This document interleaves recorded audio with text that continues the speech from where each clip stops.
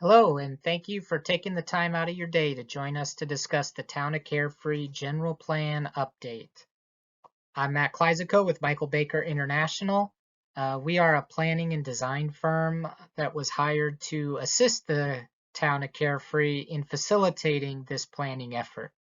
As this particular slide shows, we conducted our first in-person community workshop on February 1st, and so consequently, this virtual presentation is provided to offer Carefree community members who were unable to join us in person at that particular meeting an alternative way to learn about the project and share your feedback.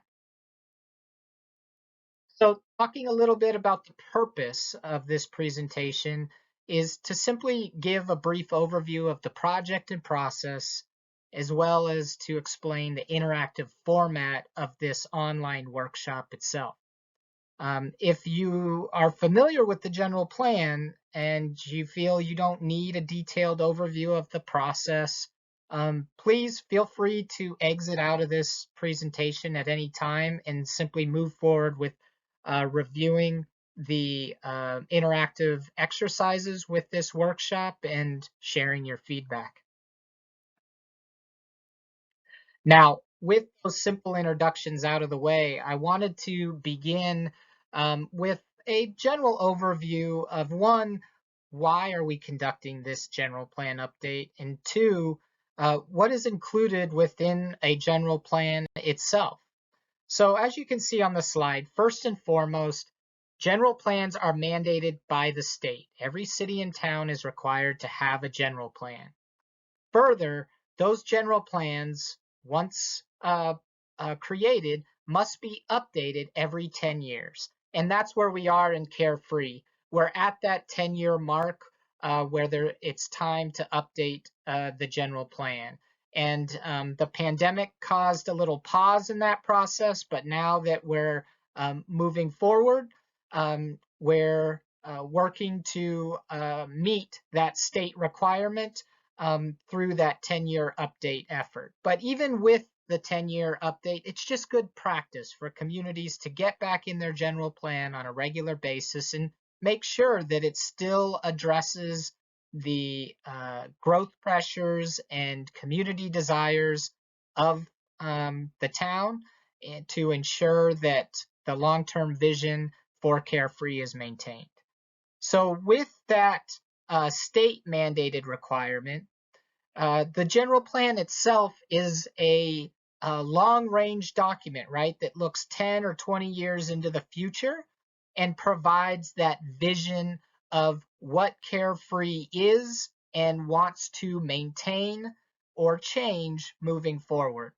And so with that, it really becomes that roadmap for development and growth in the community.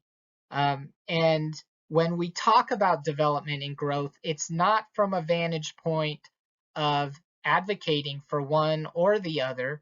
It's actually looking at it comprehensively, right? Of recognizing that communities evolve and change. And so we want to use this general plan to manage growth and development.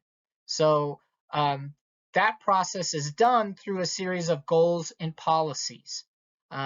If you look at the existing general plan that the town has today, you'll see a series of goals and policies that define how the community will make short-term decisions that are in alignment with long-term viewpoints. So that's really where the success of the general plan lies, is that every day the town is making current decisions, and we want those decisions to have or be in alignment with where the community wants to be or stay as we move forward. Now, with that description a little bit out of the way, you can see on the right-hand side of the screen, the other aspect of the general plan beyond why we're doing it is what goes into the general plan. And state law mandates, based on the size of the community, the specific elements or topics that the general plan shall include. So you can see the 7 required elements that for a community the size of Carefree, the general plan must include. So we'll have those discussions in the general plan, but that doesn't mean that Carefree can't look at other topics that are unique to the community and thus important and should be also included in the general plan. So those elective elements are things that I encourage you to think about as we go through this general plan process to see if it's something that we need to include in this general plan update. So some of those might be economic development, arts and culture, or even public services and facilities. Now, with that understanding behind us about the what and why of this general plan, I wanted to spend a little bit of time talking about how the general plan is used within the town. So if you're not familiar with all of the different tools and processes that the town utilizes to manage growth and development, we like to utilize this graphic to kind of convey how all that comes together. So the general plan is intended to be that policy document, right, that defines the big picture, the 30,000-foot viewpoint of the town. So we use this inverted pyramid to show how that general plan relates to the other planning and development tools that the town utilizes and that you yourself may be familiar with. So following the general plan is where you'll see a more detailed master plan. So as you might be familiar with a water master plan or the redevelopment plan, those master plans provide a little bit more detail for specific topics or areas that are important to the community. So while the general plan, right, is that broad policy document, some of those policies are then refined or further clarified in master plans. And then from those master plans, we then get into the zoning code. The zoning code provides the specific direction on a parcel by parcel basis as to what type of land use can be developed on a property, what are the setbacks, what are the height limitations, what parking requirements do we have, etc. All of that flows into or is specified in the zoning code. And so that's starting, as the general plan is looking at areas, the zoning code starts to look at specific parcels and what occurs on those individual parcels. Following zoning is where we see site plans and plats. These are actual plans that show the specific layout of the proposed parcel or development area. And once you have approval of site plans and plats, then we get into building plans are submitted and permits are granted for the actual physical development on the ground. So you kind of see how we go from broad to pinpoint development, if you will.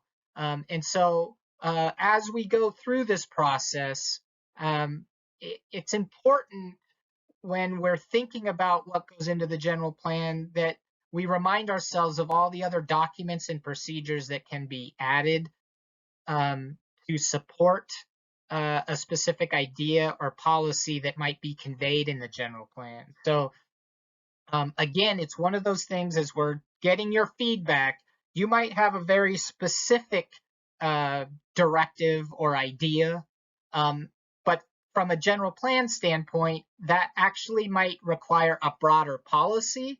And then some of these other supporting documents are actually where that idea can be facilitated. So again, a very helpful, I think, a graphic to quickly show how the general plan comes into play in the overall development process and this general plan update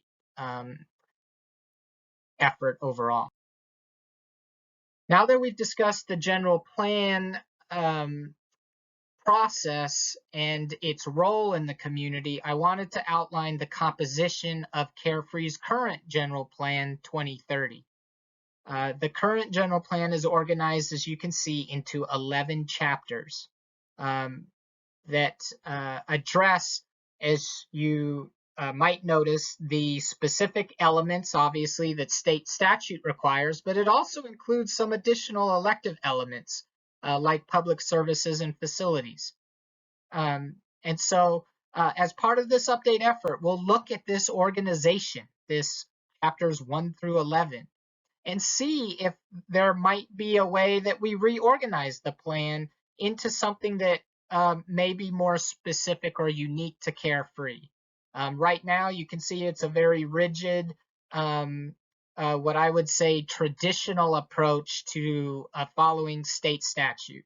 But one of the things we might want to explore in this update is how can we play around with this organization of the document to convey better what is unique about Carefree instead of rigidly looking at state statute and organizing it from that fashion.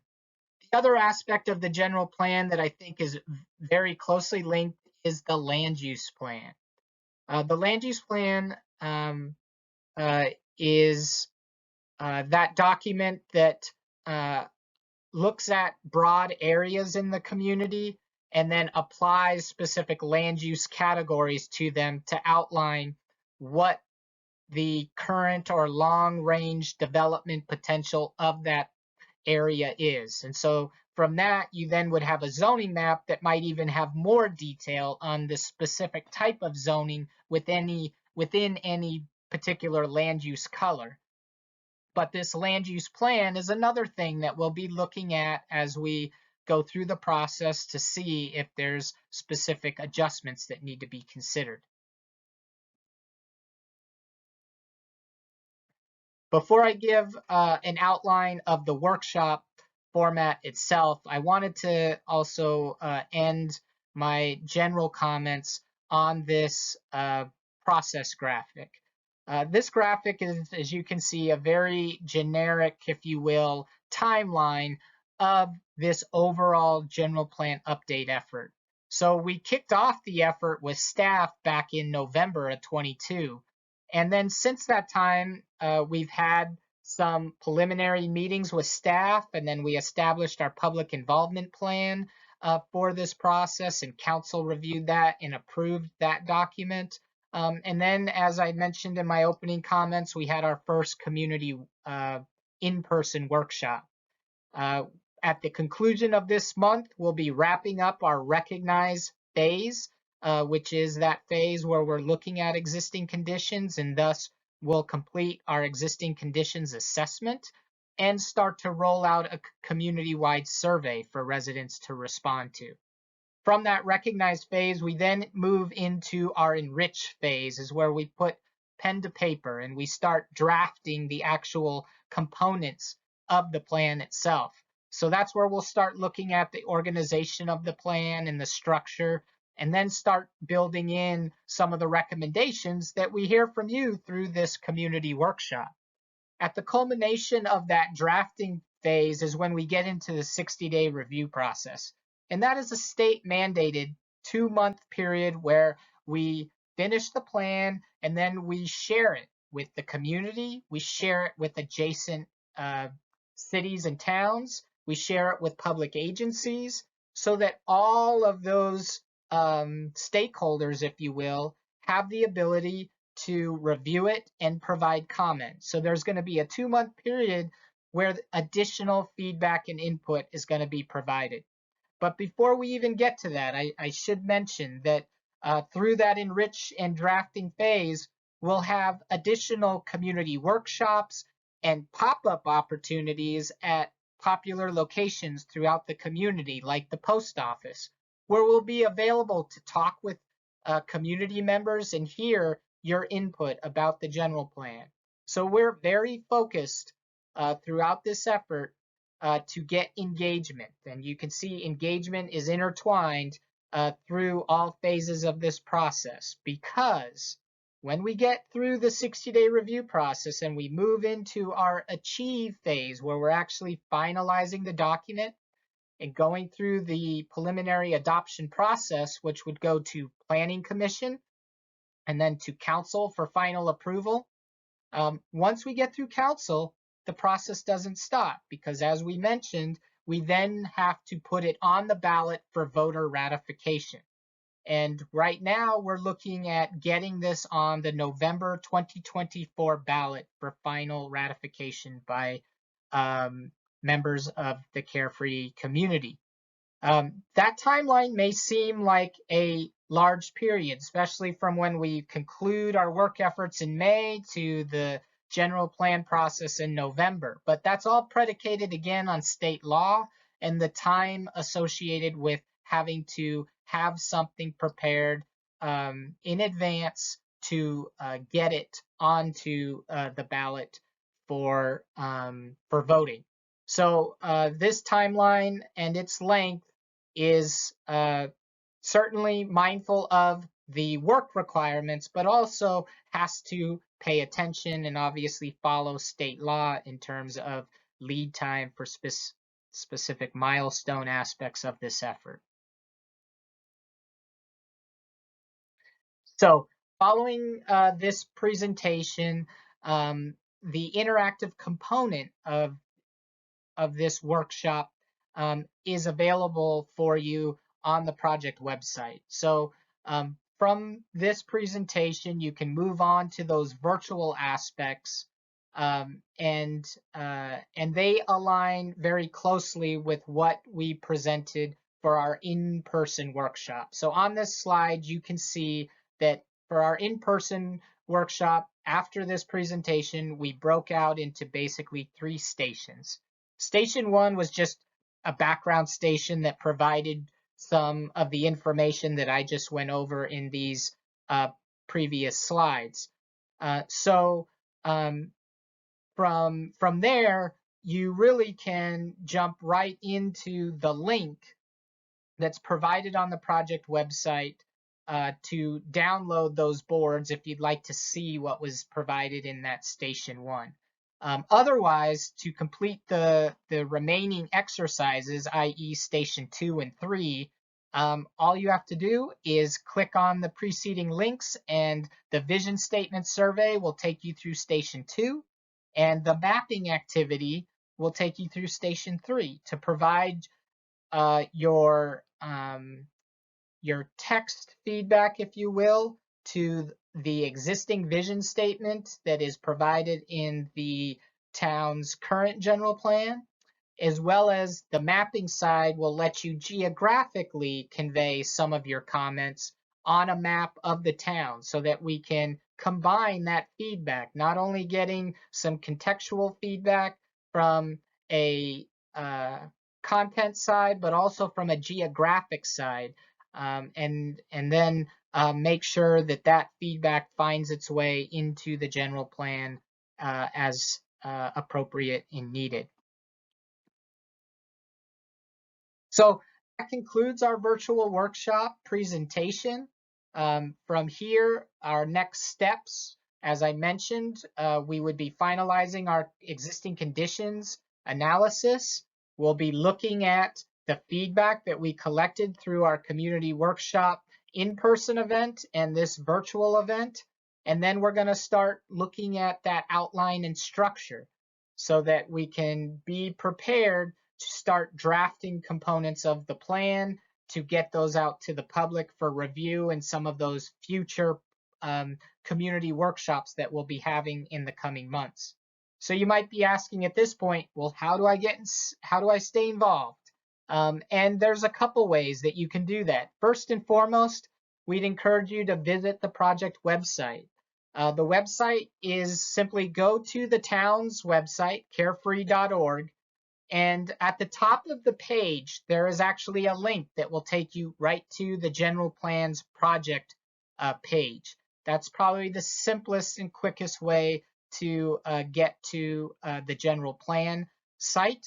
Once you're there, you can actually sign up for updates. So we encourage you to go and at minimum, make sure that you sign up to receive any future notices for the general plan, and those will inform you about when certain meetings are coming up or when certain drafts are available for review. And then we can also look at Carefree's connection app. That's just another tool that um, you might want to download on your phone if you don't have it, because that also provides additional feedback about the town overall that you might find informative.